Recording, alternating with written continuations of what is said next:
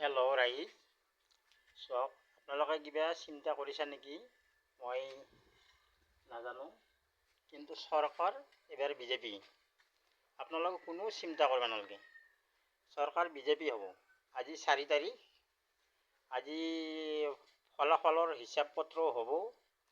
আজি চৰকাৰ গঠনৰ কাৰণে আজি হ'ব। সেইটো আপোনালোকে কোনো চিন্তা কৰিব নালাগে, চৰকাৰ বিজেপি এবাৰত। চাওক, মোৰ এইটোৱে ঘৰ, মই বিজেপিৰ লগতে লাগি আছোঁ।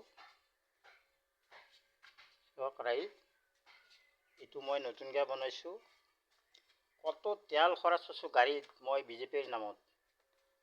আপোনালোকে চাওক, চৰকাৰ বিজেপি, এইটো আপোনালোকে কোনো চিন্তা কৰিব নালাগে। আপোনালোকে কিবা চিন্তাত আছে নাজানো, মই কি চিন্তা কৰা নাই, খালি চৰকাৰ বিজেপি হ'ব।